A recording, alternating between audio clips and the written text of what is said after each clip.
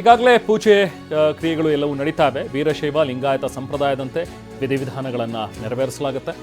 ಗುರುಗಳ ಮೂಲಕ ಅಂತಿಮ ವಿಧಿವಿಧಾನದ ಪ್ರಕ್ರಿಯೆ ನೆರವೇರಿಸಲಾಗುತ್ತೆ. ವಿಧಿವಿಧಾನಗಳ ಬಗ್ಗೆ TV9 ಜೊತೆಗೆ ಧಾರುಕ ಶಾಸ್ತ್ರಿಗಳು ಕೂಡ ಮಾತಾಡಿದರೆ, ವಿವರಣೆ ನೀಡಿದ್ದಾರೆ. ನಾವು ಪ್ರತಿನಿಧಿ ಹರೀಶ್ ಅವ್ರ ಜೊತೆಗೆ ಮಾತಾಡಿದ್ದಾರೆ. ಬನ್ನಿ.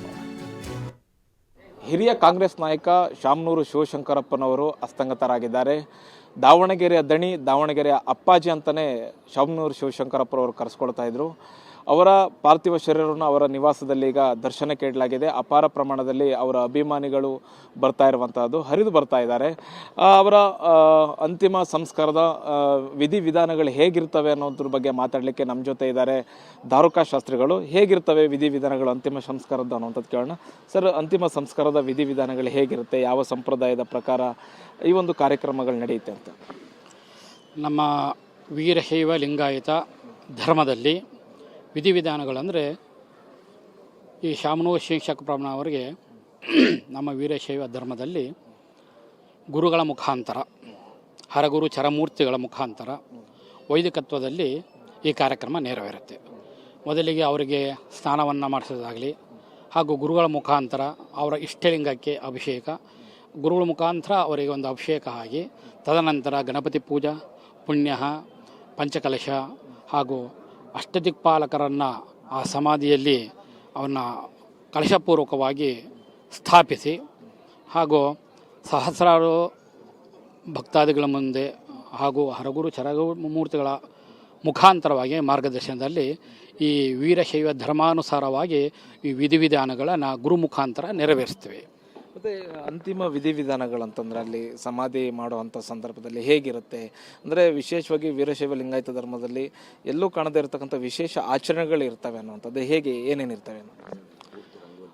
ಅವರಿಗೆ ಸಮಾಧಿಯಲ್ಲಿ ನಾವು ರಂಗೋಲಿ ಹಾಕಿಬಿಟ್ಟು 8 ದಿಕ್ಕಿಗೂ ಕಲಶಗಳನ್ನು ಓಡಿಬಿಟ್ಟು, ಆಮೇಲೆ ಆ ಕಲಶದ ಹತ್ರ ಅಲ್ಲಿ ಗಣಪತಿ ಹಾಗೂ ಪುಣ್ಯ ಅಂದರೆ ಏನು ಅವ್ರ ಸಮಾಧಿ ಏನಿರುತ್ತಲ್ಲ ಅದನ್ನು ಶುದ್ಧೀಕರಣ ಮಾಡ್ಕೊಳ್ಳೋದಕ್ಕೆ ಪುಣ್ಯ ಅಂತ ಹೇಳ್ತೀವಿ. ಆ ಶುದ್ಧೀಕರಣ ಮಾಡ್ಕೊಂಡು ನಮ್ಮ ಧರ್ಮದಲ್ಲಿ ಪಂಚಕಲಶ ಅಂತ ಓಡ್ತೀವಿ. ಪಂಚಭೂತಗಳು, ಪಂಚೇಂದ್ರಿಯಗಳು, ಪಂಚಕರ್ಮೇಂದ್ರಿಯಗಳು, ಪಂಚಜ್ಞಾನೇಂದ್ರಿಯಗಳು ಅಂತ ಇರ್ತವೆ. ಇವನು 5 ಕಲಶ ನಾವು ಓಡಿಬಿಟ್ಟು ಅವ್ರ ಮುಖಾಂತರ, ಅವರು ಮಗನ ಮುಖಾಂತರ ಪೂಜೆ ಮಾಡಿಸ್ವಿ. ಮತ್ತು ಗುರುಗಳ ಮುಖಾಂತರನೇ ಅದನ್ನು ಪಾದಪೂಜೆ, ಹಸ್ತಮಸ್ತಕವನ್ನು ಇಟ್ಬಿಟ್ಟು ಅವರಿಗೆ ಪಾದಪೂಜೆಯನ್ನು ಮಾಡಿಸಿ ಆ ಲಿಂಗಕ್ಕೆ ಅಭಿಷೇಕವನ್ನು ಮಾಡಿ ಅವ್ರಿಗೂ ಕೂರಿಸ್ಬಿಟ್ಟು ಅವ್ರಿಗೂ ಅಭಿಷೇಕವನ್ನು ಮಾಡಿಬಿಟ್ಟು ಈ ವಿಧಿವಿಧಾನಗಳನ್ನು ಮಾಡ್ತಾರೆ, ಪುರೋಹಿತರು ಮಾಡ್ತಾರೆ. ಯಾವ್ದಾದ್ರು ಗುರುಗಳು ಯಾರು ಬರ್ತಾರೆ?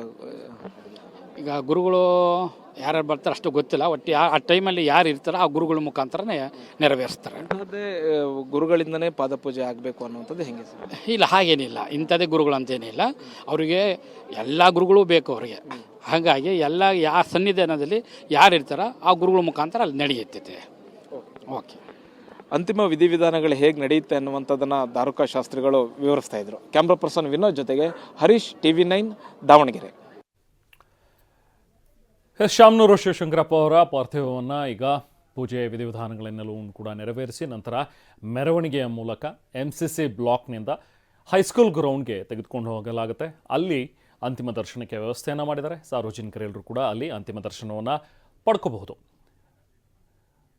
ಈ ಸಂದರ್ಭದಲ್ಲಿ ಸಾಕಷ್ಟು ಜನ ಸ್ವಾಮೀಜಿಗಳು ಕೂಡ ಬಂದು ಅಂತಿಮ ದರ್ಶನವನ್ನು ಪಡ್ಕೊಂಡಿದ್ದಾರೆ. ಸಿದ್ಧಗಂಗಾ ಶ್ರೀಗಳ ಆದಿಯಾಗಿ ಸಾಕಷ್ಟು ಜನ ಸ್ವಾಮೀಜಿಗಳು ಇವತ್ತು ಅಗಲಿದ ಧೀಮಂತ ನಾಯಕನಿಗೆ ಅಷ್ಟು ತರ್ಪಣವನ್ನು ನೀಡಿದರು. ಸ್ವಾಮೀಜಿಗಳು ಈ ಸಂದರ್ಭದಲ್ಲಿ ಮಾತನಾಡಿದ್ದಾರೆ. ಬನ್ನಿ ನೋಡೋಣ. ಶಾಮನೂರು ಶಿವಶಂಕರಪ್ಪನವರು ಇವತ್ತು ನಮ್ಮನ್ನು ಅಗಲಿದ್ದಾರೆ. ಅವರಿಗೆ ಕೊಡುಗೆಯನ್ನು ಕೊಟ್ಟಿದ್ದಾರೆ. ಶಾಸಕರಾಗಿ, ಸಂಸದರಾಗಿ, ಮಂತ್ರಿಗಳಾಗಿ ಕೆಲಸವನ್ನು ಮಾಡಿದ್ದಾರೆ. ಜೊತೆಗೆ ಅವರು ರಾಜಕಾರಣಿ, ಶಿಕ್ಷಣ ಸಜೀವಾಗಿದ್ದಾನೆ ಅವರು.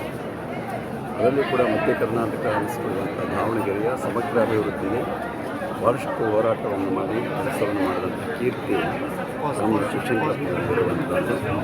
ಯಾವುದೇ ಅಧಿಕಾರವನ್ನು ಬಯಸಿ ಹೋದಂಥ ಅವರಲ್ಲ. ಅಧಿಕಾರವಾಗಲಿ, ಸ್ಥಾನಮಾನಗಳಾಗಲಿ ತಾನಾಗಿ ಬಂದದ್ದನ್ನು ಸ್ವೀಕರಿಸಿ ಅದರ ಮಹತ್ವವನ್ನು ಹೆಚ್ಚಿಸುವಂಥ ಶಾಮನೂರು ಶಿವಶಂಕರಪ್ಪನವರು ಶತಮಾನದ ಅಂಚಿನಲ್ಲಿದ್ದಂತಹವರು. ಶತಮಾನವನ್ನು ಪೂರೈಸ್ತಾರೆ ಅಂತಕ್ಕಂತಹ ವಿಶ್ವಾಸ ಎಲ್ಲರಲ್ಲೂ ಇತ್ತು. ಆದರೆ ಅನಾರೋಗ್ಯದಿಂದ ಇವತ್ತು ಭೌತಿಕವಾಗಿ ದೇಹವನ್ನು ಅಗಲಿದ್ದಾರೆ. ರಾಜಕೀಯ ಕ್ಷೇತ್ರದಲ್ಲಿ ಅಜಾತ ಶತ್ರುಗಳು ಅಂತ ಅನ್ನೋದನ್ನು ವಾಸ್ತವ ಅಕ್ಷರಶಃ ಗೌರವಿಸಲ್ಪಟ್ಟಂಥವರು ಶಿವಶಂಕರಪ್ಪನವರು. ಅವರೊಂದು ಪಕ್ಷದಲ್ಲಿದ್ದರೂ ಕೂಡ ಎಲ್ಲ ಪಕ್ಷಗಳ ಎಲ್ಲ ರಾಜಕೀಯ ಮುಖಂಡರಿಂದ ಸಮಾನವಾಗಿ ಗೌರವಾಧಾರಗಳಿಗೆ ಪಾತ್ರರಾದಂಥವರು. ದಾವಣಗೆರೆ ಒಂದು ಯಾಂತ್ರಿಕವಾಗಿದ್ದಂತಹ ಒಂದು ನಗರವನ್ನು ಶಿಕ್ಷಣ ಕಾಶಿಯನ್ನಾಗಿ ಪರಿವರ್ತಿಸಿದಂತಹ ಕೀರ್ತಿ ಅವರಿಗೆ ಸಲ್ಲುತ್ತದೆ. ಒಬ್ಬ ವ್ಯಕ್ತಿಯ ಕಾಲದಲ್ಲಿ ಸಾಮಾಜಿಕವಾಗಿ ಏನೆಲ್ಲ ಸುಧಾರಣೆಗಳನ್ನು ಮಾಡಲಿಕ್ಕೆ ಸಾಧ್ಯ ಆದ ಅನ್ನೋದಕ್ಕೆ ಅವರೊಂದು ಪ್ರತ್ಯಕ್ಷ ಸಾಕ್ಷಿಯಾಗಿದ್ದಂಥವರು. ಮಠಮಾನ್ಯಗಳು ದೇವರ ಬಗ್ಗೆ ಅಪಾರವಾದಂಥ ವಿಶ್ವಾಸ, ಗೌರವ, ಆಧಾರಗಳನ್ನು ಇಟ್ಕೊಂಡಿದ್ದಂಥವರು. ಹಾಗಾಗಿ ನಮ್ಮ ನಾಡಿನ ಅನೇಕ ಧಾರ್ಮಿಕ ಕ್ಷೇತ್ರಗಳಲ್ಲಿ ಅತಿಥಿ ಗೃಹ ಇರ್ಬೋದು, ಧಾರ್ಮಿಕ ಕಾರ್ಯಗಳನ್ನು ನೆರವೇರಿಸುವಲ್ಲಿ ಮುಂಚೂಣಿಯಲ್ಲಿದ್ದಂಥವರು. ಅವರ ಅಗಲಿಕೆ ನಿಜವಾಗ್ಲೂ ಸಮಾಜಕ್ಕೆ ಒಂದು ತುಂಬಲಾರದ ಕೊರತೆಯಾಗಿದೆ. ಅವರ ಆದರ್ಶಗಳನ್ನು ನಮ್ಮ ಮುಂದಿನ ಜನಾಂಗ ಪಾಲಿಸುವಂತಾಗಲಿ ಅಂತ ಹಾರೈಸ್ತೇವೆ. ಇದು ನಮ್ಮೆಲ್ಲರ ಪಾಲಿಗೆ ಇದು ಕರಾಳ ದಿನಾನೇ. ಇಂಥ ಒಬ್ಬ ಮೇರ ವ್ಯಕ್ತಿತ್ವದ ಮಹಾಪುರುಷರು ನಮ್ಮ ನಡುವೆ ಇಲ್ಲದಿರುವುದು ಅತ್ಯಂತ ನೋವಿನ ಸಂಗತಿ. ಕಳೆದ ವಾರವೇ ಅವರ ಆಸ್ಪತ್ರೆಯಲ್ಲಿ ಅವ್ರ ಜೊತೆಗೆ ಕೆಲ ಹೊತ್ತು ಕಳೆದು ಭಾಳಷ್ಟು ಖುಷಿಯಿಂದ ನಕ್ಕೊಂತು ನಮ್ಮ ಜೊತೆಗೆ ಮಾತಾಡಿಸಿದರು.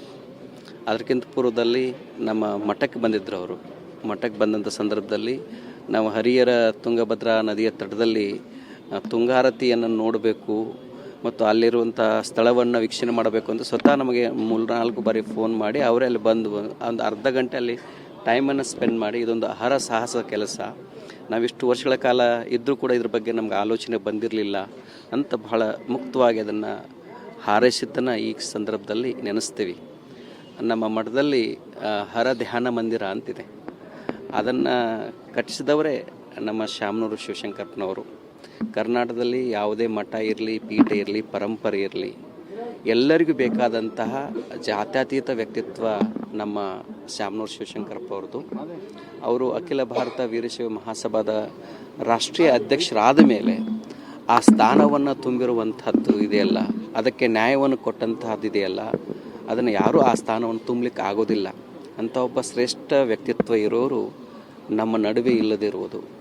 ದಾವಣಗೆರೆಯನ್ನು ಮ್ಯಾಂಚೆಸ್ಟರ್ ಆಫ್ ಕರ್ನಾಟಕ ಅಂತ ಕರೀತಾರೆ. ಅಲ್ಲಿದ್ದುಕೊಂಡು ಒಂದು ಸಣ್ಣ ಹಳ್ಳಿಯಿಂದ ಬಂದು ಲಕ್ಷಾಂತರ ಮಕ್ಕಳಿಗೆ ಬಾಪೂಜಿ ಶಿಕ್ಷಣ ಸಂಸ್ಥೆಗಳ ಮೂಲಕ ಲಕ್ಷಾಂತರ ಬಡ ಮಕ್ಕಳಿಗೆ ವಿದ್ಯಾರ್ಥಿ ನಿಲಯಗಳನ್ನು ಮಾಡುವಂಥದ್ದು. ಕರ್ನಾಟಕದ ಯಾವುದೇ ನೀವು ಬೀದರ್ನಿಂದ ನೀವು ಚಾಮರಾಜನಗರವರೆಗೆ ಅಲ್ಲಿ ಯಾವುದೇ ಒಂದು ಮಠ ಇದ್ದರೆ, ಒಂದು ದೇವಸ್ಥಾನ ಇದ್ದರೆ, ಅಲ್ಲಿ ದಾಸೋಹ ಕಟ್ಟಡ ಇರ್ಬೋದು. ನಾವು ಒಂದು ವಾರಗಳ ಹಿಂದೆ ಉಳುವಿಗೆ ಹೋಗಿದ್ವಿ. ಉಳುವಿಯಲ್ಲಿ ಚನ್ನಬಸವನವ್ರಿಗೆ ಚಿನ್ನದ ಕಿರೀಟವನ್ನು ಮಾಡಿದರು. ಅದನ್ನು ನೋಡಬೇಕಂತ ಭಾಳ ಇಚ್ಛೆ ಆಗಿತ್ತು. ಮೊನ್ನೆ ನಾನು ಅವ್ರಿಗೆ ಒಂದು ವಾರ ಹಿಂದ್ಗಡೆ ಅದನ್ನು ಅಲ್ಲಿ ಹೋದಾಗ ವಿಡಿಯೋ ಕಾನ್ಫರೆನ್ಸ್ ಮಾಡಿ ಆ ಉಳುವಿ ಚನ್ನಬಸವನ ದರ್ಶನವನ್ನು ಮಾಡಿಸಿದ್ದಂಥದ್ದು ಈ ಸಂದರ್ಭದಲ್ಲಿ ನೆನೆಸುವಂಥದ್ದು. ಅವರ ಇಲ್ಲದೇ ಇರುವುದು ಈ ನಾಡಿಗೆ ದೊಡ್ಡ ಬಡತನ ಆರಂಭವಾಗಿದೆ. ಭಗವಂತ ವಿಶೇಷವಾಗಿ ಅವರ ಕುಟುಂಬಕ್ಕೆ ನಾನು ಧನ್ಯವಾದನ ಹೇಳಲಿಕ್ಕೆ ಇಷ್ಟಪಡ್ತೇನೆ. ಅವರು ಹೆಣ್ಮಕ್ಕಳು, ಅವ್ರ ಸೊಸೆಯಂದಿರು ಆಸ್ಪತ್ರೆಯಲ್ಲಿ ಅವ್ರನ್ನ ನೋಡಿದಂಥ ರೀತಿ, ಅವ್ರನ್ನ ಆರೈಕೆ ಮಾಡಿರುವಂಥ ರೀತಿ ಬಹುತೇಕ ಈ ಸಂದರ್ಭದಲ್ಲಿ ಒಂದು ಸಣ್ಣ ಮಗುವಿನ ಹಾಗೆಯೇ ಅವರೆಲ್ಲ ಆರೈಕೆ ಮಾಡಿದ್ದಾರೆ. ಆ ಕುಟುಂಬಕ್ಕೆ ಈ ನೋವನ್ನು ತುಂಬಿಸುವಂಥ ಶಕ್ತಿ ಸಾಮರ್ಥ್ಯವನ್ನು ಭಗವಂತ ಕರುಣಿಸಲಿ ಅಂತ ಈ ಮೂಲಕ ನಾವು ಪ್ರಾರ್ಥನೆ ಮಾಡ್ತೀವಿ. ಸಾಕಷ್ಟು ಜನ ಗಣ್ಯರು ಎಲ್ಲರೂ ಕೂಡ ಮೃತರ ಆತ್ಮಕ್ಕೆ ಶಾಂತಿಯನ್ನು ಕೋರಿದ್ದಾರೆ. ಯಾವುದೇ ಪಕ್ಷದ ಪರ ವಿರೋಧವನ್ನು ಅವರೆಂದೂ ಕೂಡ ಅದನ್ನು ಸ್ವೀಕಾರ ಮಾಡುವಂಥ ಸಂದರ್ಭಕ್ಕೆ ಬರಲಿಲ್ಲ. ಪ್ರತಿಯೊಬ್ಬರೂ ಕೂಡ ಜಾತ್ಯತೀತವಾಗಿ, ಪಕ್ಷಾತೀತವಾಗಿ, ಪ್ರೀತಿ ಪಾತ್ರರಾಗಿ ಬದುಕಿ ಬಾಳ್ದಂಥವರು. ಅವರು ಈ ಸಂದರ್ಭದಲ್ಲಿ ನಮ್ಮನ್ನೆಲ್ಲ ಬಿಟ್ಟು ಹೋಗಿರುವಂಥದ್ದು ನಮ್ಮ ನಾಡಿಗೆ ತುಂಬಲಾರದ ನಷ್ಟವಾಗಿದೆ. ಈ ಸಂದರ್ಭದಲ್ಲಿ ಅವರ ಕುಟುಂಬ ವರ್ಗದವರಿಗೆ, ಅವರ ಅಭಿಮಾನಿಗಳಿಗೆ, ಅವರ ಸಂಸ್ಥೆ ಎಲ್ಲ ಸಿಬ್ಬಂದಿ ವರ್ಗದವರಿಗೆ ಮತ್ತು ನಮ್ಮಂಥ ಎಲ್ಲ ಅವರ ಹಿತೈಷಿಗಳಿಗೆ ಅವರ ಒಂದು ಇಲ್ಲದೇ ಇರುವಂಥ ಸಂದರ್ಭ ದುಃಖ ಭರಿಸುವಂಥ ಶಕ್ತಿಯನ್ನು ಬಸವಾದಿ ಪ್ರಮುಖರು ನೀಡಲಿ ಅಂಥೇಳಿ ಪ್ರಾರ್ಥನೆ ಮಾಡ್ತೀನಿ. ಸರ್, ಗುರುಗಳೇ, ದಾವಣಗೆರೆ ಅಂತಂದರೆ ಅದು ಶಾಮನೂರು ಶಿವಶಂಕರಪ್ಪ ಒಂದು ದಾವಣಗೆರೆಗೆ ಒಂದು ಐಡೆಂಟಿಟಿಯನ್ನು ತಂದುಕೊಟ್ಟಂಥವ್ರು, ಅನೇಕ ಶಿಕ್ಷಣ ಸಂಸ್ಥೆಗಳನ್ನ ಸ್ಥಾಪನೆ ಮಾಡಿದಂಥವ್ರು. ಒಂದು ಕಾಲದಲ್ಲಿ ದಾವಣಗೆರೆ ಮ್ಯಾಂಚೆಸ್ಟರ್ ಸಿಟಿ ಅಂಥೇಳಿ ಇತ್ತು. ಆ ನಂತರ ಒಂದು ಎಜುಕೇಷನ್ ಹಬ್ ಅನ್ನುವಂಥ ಒಂದು ಮಾತೇನಾದರೂ ಇವತ್ತು ದೇಶದಲ್ಲಿ ಕೇಳಿಬರ್ತಾ ಇದೆ ಅಂತ ಹೇಳಿದ್ರೆ ಅದಕ್ಕೆ ಶಾಮನೂರು ಶಿವಶಂಕರಪ್ಪನವರು. ಹಾಗಾಗಿ ಶಾಮನೂರು ಶಿವಶಂಕರಪ್ಪನವರ ಕೊಡುಗೆ ಅದು ಅಜರಾಮರ. ಅವರ ಕೊಡುಗೆಯನ್ನು ಮುಂದುವರಿಸ್ಕೊಂಡು ಹೋಗುವಂಥ ಜವಾಬ್ದಾರಿ ನಮ್ಮೆಲ್ಲರ ಮೇಲಿದೆ ಅಂಥೇಳಿ ನನಗೆ ಅನ್ನಿಸ್ತಾ ಇದೆ. ವ್ಯಕ್ತಿಗತವಾಗಿ ಹೀಗೆ ಶ್ರೀಗಳು ನೆನಪಿಸ್ಕೊಳ್ತಾ ಇದ್ರು SS ಅವರನ್ನು. ಶಾಮನೂರು ಶಿವಶಂಕರಪ್ಪ ಅವರು ದಾವಣಗೆರೆಗೆ ಕೊಟ್ಟಂತಹ ಕೊಡುಗೆ ಅದು ಶಿಕ್ಷಣ ಕೇಂದ್ರಗಳ ರೂಪದಲ್ಲಾಗಲಿ ಅಥವಾ ವೈದ್ಯಕೀಯ ಒಂದು ಕ್ಷೇತ್ರಕ್ಕಾಗಲಿ, ಹಾಸ್ಪಿಟಲ್ಗಳು, ಜೊತೆಗೆ ಶಿಕ್ಷಣ ಸಂಸ್ಥೆಗಳು ಸಾಕಷ್ಟು ಈ ಥರದೊಂದಷ್ಟು, ಈಗ ಬಾಪೂಜಿ ಶಿಕ್ಷಣ ಸಂಸ್ಥೆ ನಿಮ್ಮೆಲ್ಲರಿಗೂ ಕೂಡ ಗೊತ್ತಿರೋ ಹಾಗೆ ಶಾಮನೂರು ಶಿವಶಂಕರಪ್ಪ ಅವರು ಸ್ಥಾಪಿಸಿದ್ದು. ಅದರಿಂದಾಗಿ ಓದು ಬಂದಿರುವಂಥವ್ರು, ಡಿಗ್ರಿ ಪಡೆದಂಥವ್ರು, ಅದರಿಂದ ಪದವಿ ಪಡೆದು ಹೊರಬಂದಂಥ ಅಸಂಖ್ಯಾತ ವೈದ್ಯರುಗಳು ಕೂಡ ಇನ್ನೂ ಸೇವೆಯನ್ನು ಸಲ್ಲಿಸ್ತಾ ಇದ್ದಾರೆ. ಹೈಸ್ಕೂಲ್ ಗ್ರೌಂಡ್ನಲ್ಲಿ ನಮ್ಮ ಪ್ರತಿನಿಧಿ ಸುನಿಲ್ ಇದ್ದಾರೆ, ಮತ್ತಷ್ಟು ಡೀಟೇಲ್ಸನ್ನು ಪಡೆಯೋಣ. ಸುನಿಲ್, ಈಗ ಸದ್ಯಕ್ಕೆ ಹೈಸ್ಕೂಲ್ ಗ್ರೌಂಡ್ನಲ್ಲಿ ಯಾವ ರೀತಿಯಾದಂಥ ಸಿದ್ಧತೆಗಳನ್ನು ಮಾಡ್ಕೊಳ್ಳಾಗ್ತದೆ? ಎಷ್ಟೊತ್ತಿಗೆ ತಗೊಂಡು ಬರಬಹುದು? ಇಲ್ಲಿ ಮೆರವಣಿಗೆ ಮೂಲಕ ಈಗ ಪಾರ್ಥಿವವನ್ನು ತೆಗೆದುಕೊಂಡು ಬರುವಂಥ ಒಂದು ಪ್ಲಾನ್ ಆಗಿದೆ. ಇಲ್ಲಿ ಏನೇನು ವ್ಯವಸ್ಥೆಗಳನ್ನು ಮಾಡಿದ್ದಾರೆ? ಇಲ್ಲಿ ಹೇಗೆ ಸಾರ್ವಜನಿಕ ದರ್ಶನಕ್ಕೆ ಕೂಡ ಎಲ್ಲ ಸಿದ್ಧತೆಗಳನ್ನು ಕಂಪ್ಲೀಟ್ ಮಾಡ್ಕೊಂಡಿದ್ದಾರೆ ಈಗ ಸುನಿಲ್?